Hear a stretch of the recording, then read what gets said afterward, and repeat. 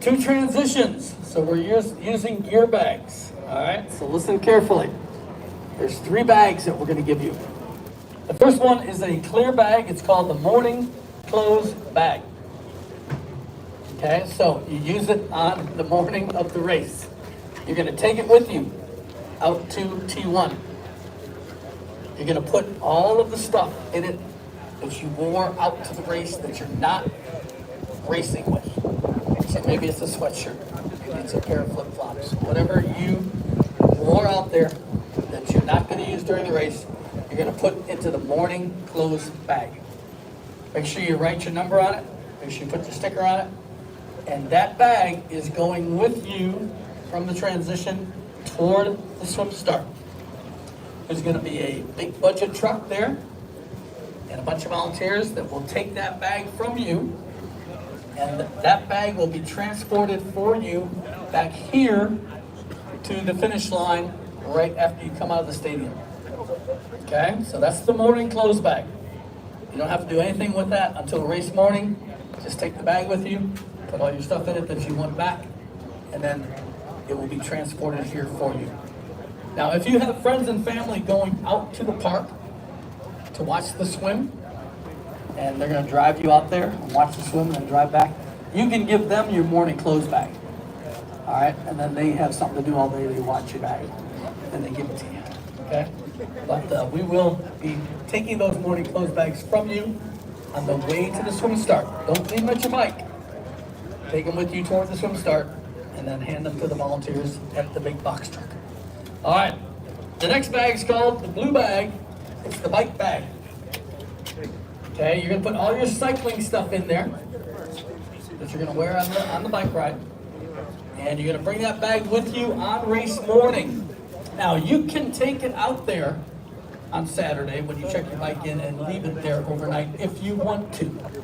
Okay, but you don't have to, because that blue bag is gonna be at your bike when you come out of the swim, and it's gonna have all your cycling stuff in it. Now, the most important thing about the blue bag is what you do with it after you get done with the swim. When you get done with the swim, you're gonna go to your bike and you're gonna change into your cycling gear. And this is really important. You're gonna put all your swim gear into that blue bag. Make sure you mark that bag with your race number with a Sharpie. Make sure you put the sticker on it. And you're gonna leave that bag right there at that rack. When you leave, go on your bike. Everything you swam with should be in that blue bag. So that real expensive swim skin, or that expensive wetsuit, your goggles, anything you want back, you have to put into that blue bag. And you're gonna leave it right there. And we're gonna collect those bags. The volunteers will go through the racks and collect all those bags, and they're gonna bring them back here to T2. Okay, there's gonna be a little corral in T2 that those bags will be dropped off at. So when you're done with the race, you're gonna go back to T2 to pick up your blue bag and your bike. Okay? Very important. Get everything in that blue bag that you want back. If you don't put the things into the blue bag and it's just laying on the ground, we assume that you do not want that item. And we will donate that item or throw it away. Okay? All right. The third bag is red. It's the run bag, red. See how we did that? Run red, blue bike. The red bag has all your run gear. And your red bag is going into T2, right over there, tomorrow. Okay, you can't do that on Sunday morning. There's no access into T2 on Sunday morning. So you're gonna put that red bag into T2 underneath your rack. Now, the reason we have you do that is so that you know where your rack is when you're coming back from the bike ride. You're gonna know where that rack is, where that spot is in transition, because you're putting your red bag there with all your run gear. Remember, make sure you put that paper number in that red bag, your bib number, because you're gonna wear that for the run. All right, so when you get back from your bike ride, you're gonna go to that rack and your red bag's gonna be sitting right there. You're gonna rack your bike, and you're gonna take all the stuff out of your red bag and use it during the run. And you're gonna leave your cycling stuff right there at your bike. Now, it's not mandatory that you put your cycling gear into the red bag. I mean, if you want to, you can. But that spot is where your bike's going to end up, all your gear from the cycling portion of the race, and maybe the empty red bag that you just took everything out for the run. And also, obviously, the blue bags coming back from T1. So that's the red bag, okay? So, all of those things have to be done before race morning. Clear is the morning clothes bag, blue bag is the bike bag, and red bag is the run bag. All right, so get those bags ready. Figure out what you want to do with all that. Okay, mandatory bike check-in takes place tomorrow from 9 to 5. That's at T1. It's at Bald Eagle State Park. If you don't know where Bald Eagle State Park is, Google it. Okay? I've only been there once, and that was last year at the race. So I don't know how to get there.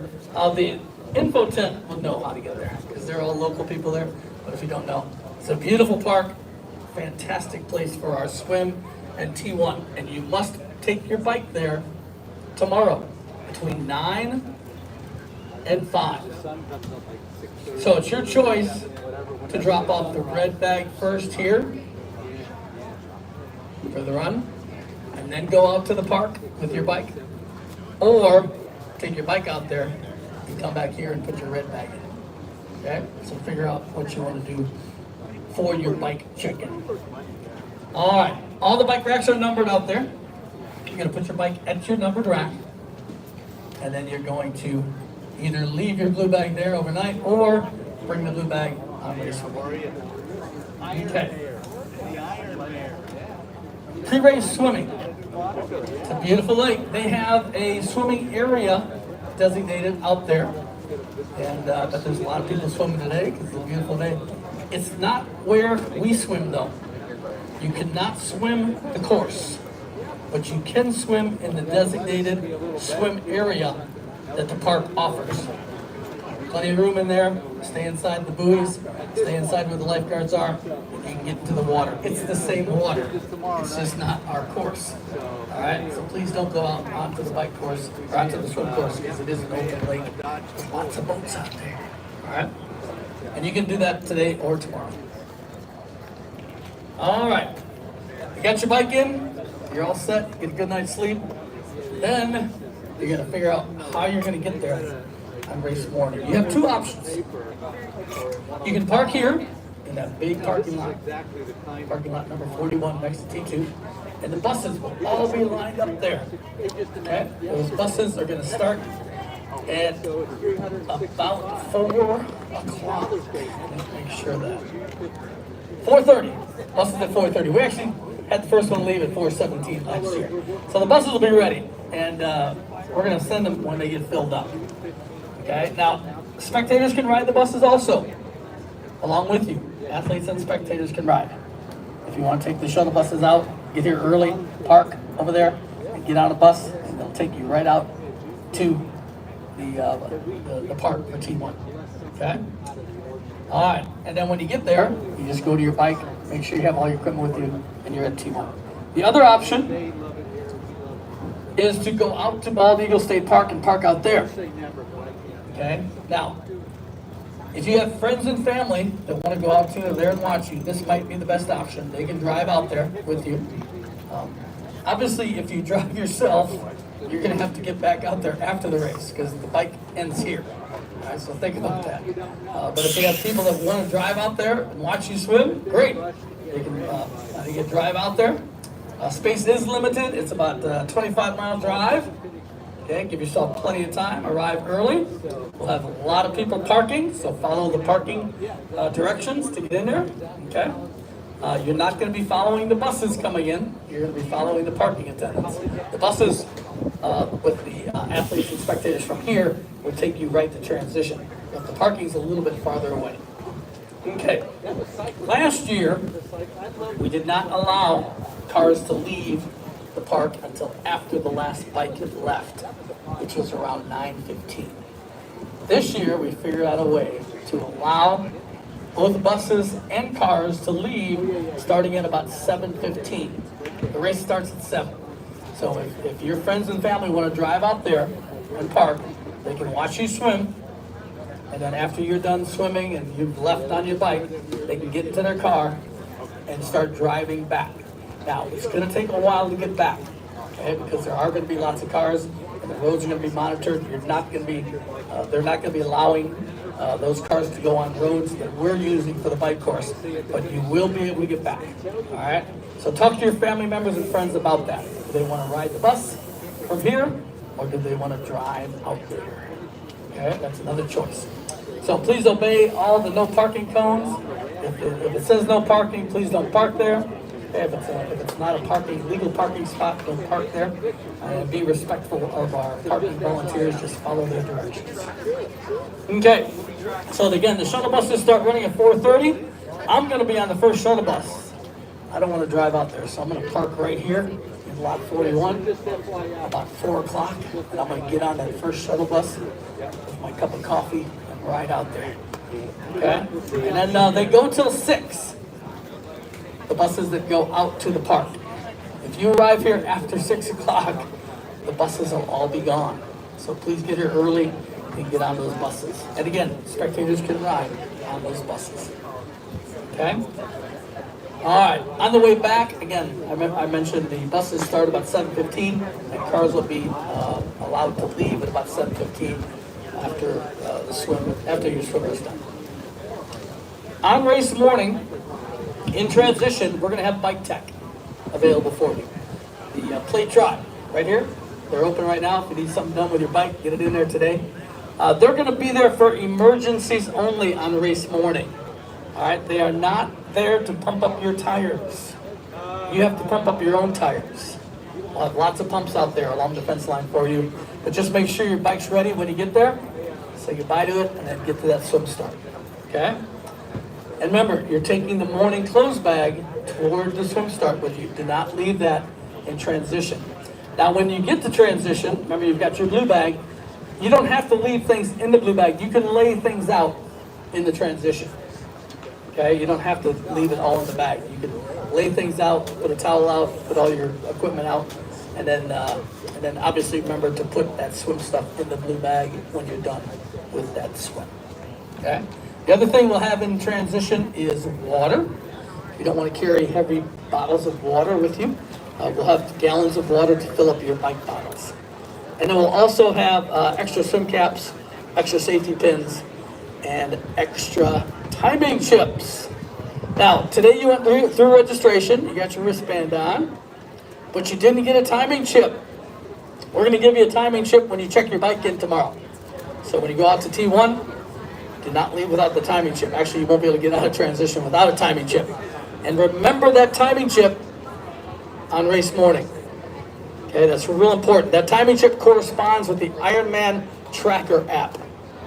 If your friends and family want to track you, make sure that they get that app on their phone.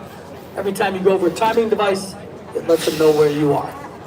Okay, so wear that timing chip on race day. Okay, morning clothes again, handed off on the way to the swim. All right. For your safety, obviously your safety is our primary concern. We have a great medical team. And we'll have the medical team out there at Bald Eagle State Park. We'll also have them here at Beaver Stadium at the finish line. And we'll have medical people along the way at aid stations. But if you are not feeling well on race morning, we strongly advise you not to start the event. If you decide not to start the event, just turn in your chip and let us know that you're not feeling well. Okay? If you start to feel unwell at any point during the race day, we urge you to seek help rather than continue. Do not be afraid to ask for help. You will not receive a penalty or disqualification for just receiving medical evaluation. Okay? So anytime during the race, swim, raise your hand, we'll get help to you. On the bike, if you're feeling shortness of breath, stop. Okay? Try to get to an aid station, but if you can't, just stop. We will get medical help to you. Same thing on the run. So any type of discomfort, shortness of breath, dizziness, please stop, take care of yourself. Okay? And probably the most important thing, after the race, make sure you're okay before you head back to the parking lot with your car and your bike. All right? We have a great medical team here. They'll take good care of you. We want to make sure you're okay before you even start your way back. All right. water temperature. Last year we had a wetsuit legal swim. This year, we'll see what happens. Today's water temperature was 77.7 degrees. What does that mean? That means if the race was today, it would have been wetsuit optional. The magic number is 76.1. If it's above 76.1, it's a wetsuit optional race. If it's below 76.1, it's a wetsuit legal race. Everybody can wear a wetsuit. Or anybody can wear a wetsuit. Now, at 77.7, you have a choice to make. You can wear a wetsuit if you want to. If you wear a wetsuit at 77.7, you will be going last in line at the swim start. After all the people that are not wearing wetsuits. You will also not be eligible for awards. And you will not be eligible for the 45 slots to the Ironman World Championship 70.3. You will still be an Ironman 70.3 finisher. You'll still get a medal. You'll still get a finisher hat. And you'll still get a time. So you have a decision to make. Our swim guys, I asked them yesterday, and I asked them what they thought. They don't think it's going down. Okay, they think if anything, it's probably going to go up. But it's might rain tomorrow, so you never know. It could go down. We'll see. If you want to wear a wetsuit, bring it. All right. If you think it might go down, bring it. I'm 100% certain of this. This is about the only thing I'm 100% certain of. If you don't bring a wetsuit, you won't wear a wetsuit. All right. So bring a wetsuit just in case. Goes down to 76. You can wear that wetsuit. Okay? They also have great swim skins inside the merch tent. The Roba swim skins are very good. So, and we also have wetsuit peelers too. Even if it's a wetsuit optional race, we'll still have our wetsuit peelers. Okay? So that's the water temperature. 1.2 mile swim. Everybody gets an hour and 10 minutes to finish the swim, based on when you start. Now, when do you start? Transition is going to close at 6:45. We're going to get you through the swim starts, not really far. Make sure when you check your bike in tomorrow, you go down and take a look at where the swim is. It's not a far walk. You have to drop off your morning clothes bag on the way. And then you'll be getting into a line to do the swim start. It's going to be a rolling start. All right, so we want the faster swimmers in the front, slower swimmers in the back. We're going to take about 30 to 45 minutes to get everybody in the water. The race starts at 7. So at 7 o'clock, you'll hear a cannon go off. And probably 3 of you will start. 3 or 4 of you based on how many checked in. 5 seconds later, 3 or 4 more of you will start. 5 seconds later, 3 or 4 more of you will start. When do you start? You can start whenever you want. Okay, there are no waves. There are no age groups. Relays can go whenever they want. We'll have projected swim times on signs that volunteers are holding in the swim start chute. So basically, everybody's lining up in a chute based on their projected swim times.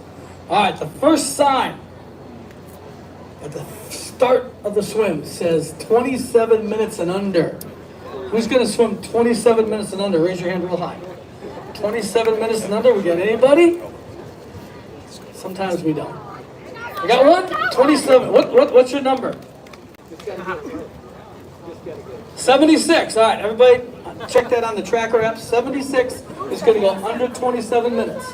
Oh, 276. My fault. 276 is going under 27 minutes. Now, if he doesn't, he owes everybody a beer after the race. All right? All right. Just go see him at his rack after the race and say, hey, you went 27:01. All right. Who's going to go 27 to 30? 30 to 33. 33 to 36. 36 to 40. All the way up to the last sign. Hold your hand up high. Be proud. 1 hour plus. Who's at that sign?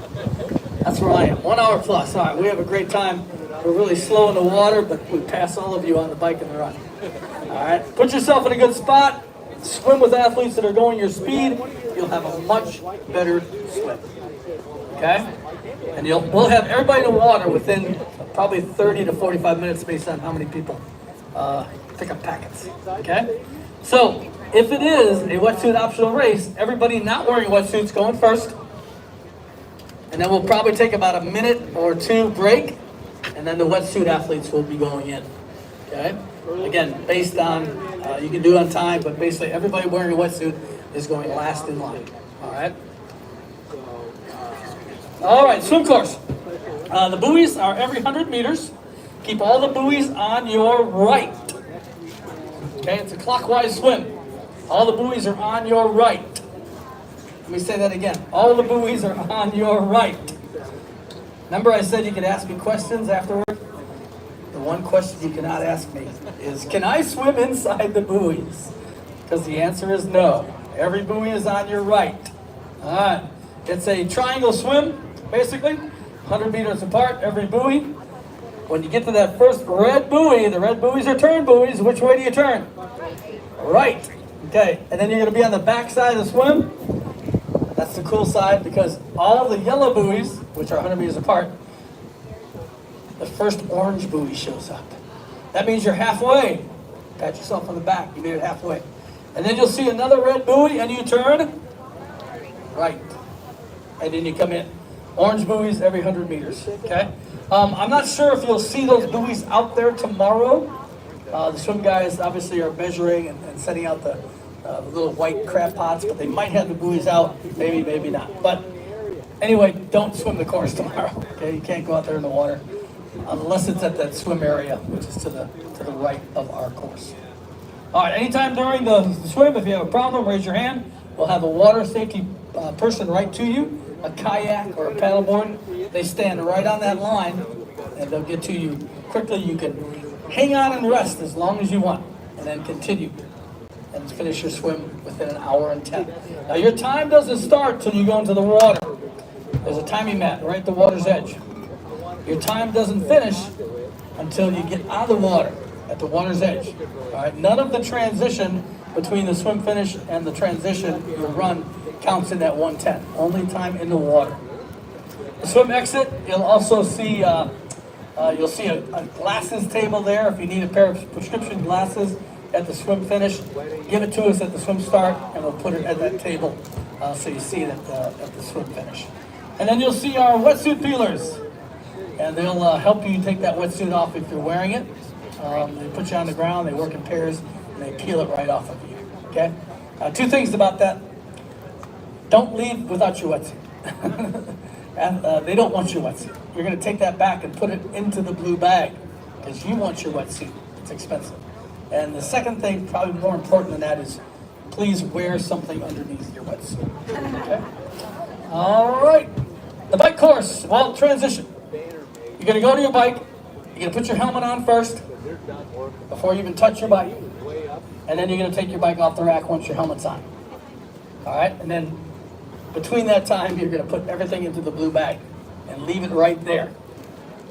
Unless you want to carry it for 56 miles. I guess you could do that, but you don't have to. We'll bring it back for you. Put all your swim gear in there and leave it right at the rack. And then you're going to walk your bike to the mountain line. Now, be sure to do this tomorrow. When you check your bike in, walk down to where the bike start is and see that distance of where you're going from your rack to the bike start. And walk that. Because you actually go through a little wooded area, you go up a little hill before you get to the road. You're not riding your bike until you get to the road and you see that orange mount line. Okay, that's when you get on your bike and go. All right, the bike course. It's open to vehicle traffic. This is the second year of the race. We got lots of signboards out there telling people that the race is going to be going on, but people do live on these roads. And they might be pulling out of their driveway Sunday morning going to church. And then they're going to wonder, what in the world's going on? What are all these bikes doing out here? They're going to be getting off the course as soon as they get to an intersection with a policeman. Okay? But you need to be careful and watch out for vehicles, just like you do when you train. Okay? All right, aid stations on the bike. First one's at mile 13.1. So you probably want to start the bike off with something in your cages, okay? Second one is at 31.3. And the third one is at 44.5. So there's 3 aid stations. Slow down during the aid stations. Watch out for other athletes, because other athletes will be slowing down, moving left and right, and taking aid. So the first thing you're going to come to an aid station is water.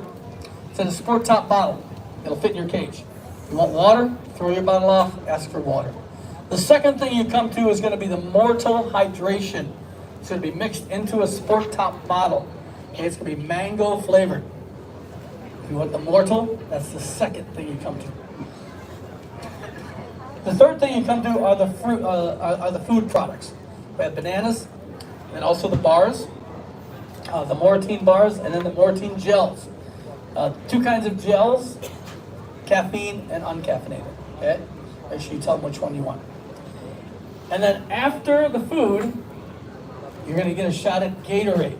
This is regular Gatorade. It's not the endurance Gatorade. It's going to be in a sport top bottle. It's going to be mixed. It's orange flavored Gatorade. That's after the food.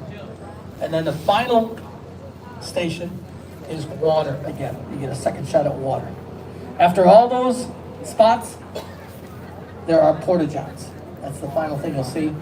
And bike racks. Make sure you use those porta-johns. It is illegal to use somebody's lawn as your bathroom. Don't do that. All right? Use our porta-johns. All right, raise your hand high if you're going to have a flat tire on Sunday during the race. Who's going to have a flat tire? All right, we got a couple. Good, we'll send the mechanics out for you. Play Try guys will be out there. Give them a big round of applause. They're going to be out there helping you. They're going to make sure that they can try to get you back on the road. Okay, they don't carry everything with them, but they do carry tubes, and they will fix flats and things like that. You should probably carry a tube with you and start changing that tire, because average amount of mechanical calls at this size race is about 30. So they'll be helping people on the way. All right. Now it's not against the rules for you to stop and help somebody. If you see somebody having a problem changing a tire, you can stop and help them. Okay. All right. We have a train track on the bike course. Our first train track this year. We haven't had train tracks yet. All right, real important. It's a mile 14. Now, we do not expect a train, but that doesn't mean a train won't come. So, this is really important. Do not attempt to beat the train. I'm reading that verbatim. Do not attempt to beat the train. If the railroad track crossing thing is down, do not go around it. Okay, you're not going to win that one. All right, you're going to stop, and we're going to have a timing device there that lets us know how long you're standing there. Okay, and we will subtract that time once the train is gone and the arms go back up. Okay, that's really important. Again, we don't expect the train, but we're going to have the timing devices there just in case. All right, that's important. We also have a speed zone. This is the only other race besides Ironman 70.3 Oceanside that we have a speed zone. You guys are so lucky that you get a speed zone. It's at mile 41. Now, what is a speed zone? A speed zone is this. It's a downhill, and it's really fast. And you're allowed to go 25 miles an hour in that zone.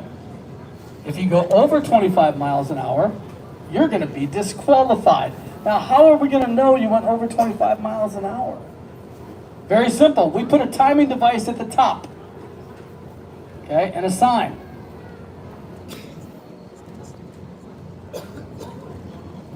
That looks just like this. Okay, that timing device tells us when you got there. All right, at the bottom of the hill, it's not real far, you're going to see another sign that says this. Now, there's a timing device there too. So between those two spots, if you go over 25 miles an hour, you're going to be disqualified. Let me say that again. If you go over 25 miles an hour between those two spots, you're going to be disqualified. All right. The race director was really nice. They put a speed thing there too, so they'll pop up and show you how fast you're going. Most of us have computers on our bikes showing us how fast we're going. Okay. My advice to you is don't pedal. All right, and stay under 25 miles an hour. Okay. Nick is our head official. Say hi to Nick. Give him a very big round of applause. He's our head official. If you have any questions about that speed zone, he's all excited about that, aren't you, Nick? Or about any of the rules, like drafting and blocking, please see Nick, because he knows all the rules, okay? All right, so that's at mile 41. You're not going to be able to miss it, all right? It'll be very well marked. Do not go over 25 miles an hour. All right. If the official shows you a blue or yellow card, did you bring your blue card or your yellow card, Nick, with you? Okay. A blue card is blue, and a yellow card is yellow. A yellow card is 30 seconds penalty, and a blue card is 5 minutes. If they show you one of those cards, you broke a rule, and you have to go to the penalty tent. All right, the penalty tent's going to be at the end of the bike ride. I believe, is there one tent? Not sure yet. Sometimes there's a penalty tent halfway through. If there is, stop at that one, and you got a penalty. Most times, it's just at the end of the bike.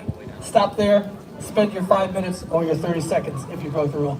The big thing is here is if you're shown a card and you don't go to the penalty tent, you're going to be disqualified. All right, so serve your time and then continue. All right, most of you have been training a long time for this race. You're ready to go. The one thing that you cannot control is the weather. All right, the weather doesn't look real good tomorrow. Looks like we might have some storms. We're hoping that it all passes through and Sunday is just like this. But if it's not, and there is inclement weather during the bike and the run, we want you to seek shelter if you feel threatened by the weather. So if there's a lightning storm and you feel threatened, we want you to seek shelter. Okay, that's really important. Your safety is much, much more important than that PR. Okay? So do that on both the bike and the run. Now we do have a bike cutoff. The bike cutoff times, let's see, the 110 was for the swim. Bike aid station 2, that's at mile 31.3. You have to be there by 11:40. Okay, 11:40. Hey Josh. On my script it says 11:40 p.m., but I think that's a misprint. 11:40 a.m. is the bike cutoff at aid station 2. Josh is our race director, by the way. Give him a big round of applause. He's done a fantastic job. We're gonna have a great day. All right, the second one, these are in the athlete guide, by the way. The second one is at mile 49.4. That's at 110. 110. If you're not to those spots by those times, you cannot continue. You'll get a van ride home for you and your bike. Okay? And then you have 5 hours and 30 minutes to get back to T2 with your swim, transition, and bike. Okay? All right, T2, you came back. You're done with your 56-mile bike ride. You are so happy.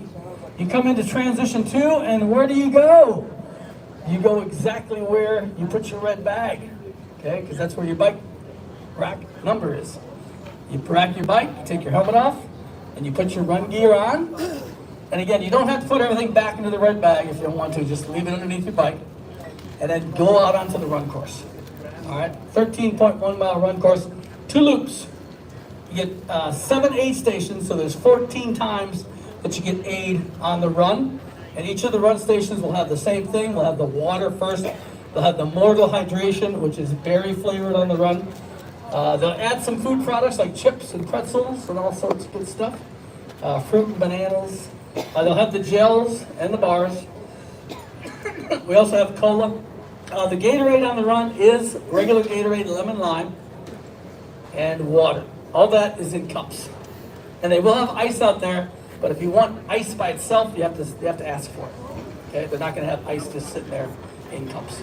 Also, first aid's available at the aid stations. We'll have sunscreen available at every aid station. And there is a run cutoff time. There's 2 of them. The first one, start of lap 2, 3 o'clock. Okay, that's approximately mile 6.5. And then the second run cutoff is at 9.2 miles, Old Main onto Pullock. That's at 3:30 p.m. And then everybody gets 8 hours and 30 minutes to finish. And remember, you are finishing inside the stadium. The finish line will be inside there. And spectators can get in there, okay? They'll be in the stands.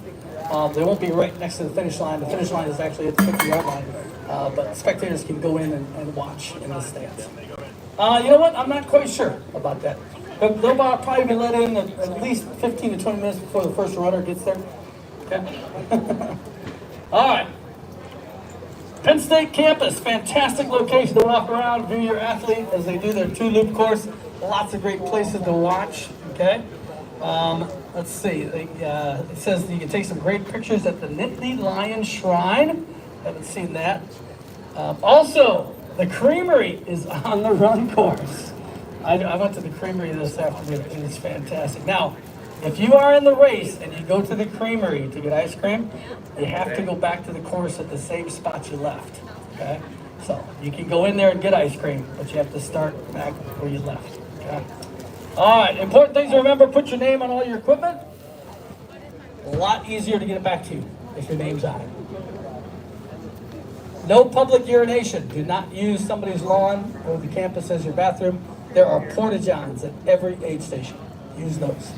There are no headphones allowed, no audio, no Bluetooth speakers, nothing. All right? You are allowed to sing to yourself. That's it. No pacing or outside support. Really important, do not bring family members through the finish line with you. No kids through the finish line with you. That's a disqualification. Only athletes are allowed through the finish line. And if you do drop out, please let us know. Turn in your chip, let us know you're okay. At the finish line, there'll be obviously a photo opportunity. You'll get your medal. You'll walk out of the stadium and you get some ice cream from the Creamery. So you don't have to stop during the run. You'll get it at the finish line. And then you'll get your morning clothes bag. And then you'll be coming into here. Athlete food is inside here. Now, if you want to know what the athlete food is, see the barbecue place right here, the truck? They're the ones that will be serving athlete food. It is fantastic. Okay? We'll get some right now if you want. All right. And then obviously family members can watch you finish, but then they'll meet you out here where the athlete food is. And then you'll have plenty of time to go get your bike and your blue bag and your red bag over at T2 to check out everything, put it in your car. And then the award ceremony takes place right here on this stage at 4:30. 4:30, we'll do top 5 in each age group. And then we'll give away 45 spots to the Ironman 70.3 World Championship in New Zealand. 45 spots. And we have an extra 15 spots for Women for Try. So ladies, if you want to go, you got an extra 15 spots. So a total of 60. And we'll give those all away. You must be present to take those spots. That's in New Zealand, the World Championship 70.3 in December. Okay? All right.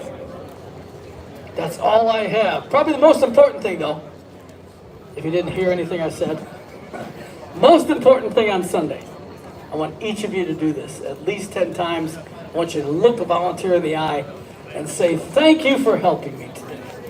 Thank you for being here. All right, do that, and you'll have a great day. And they appreciate it. They're wonderful people. They're going to try to get you to the finish line. All right.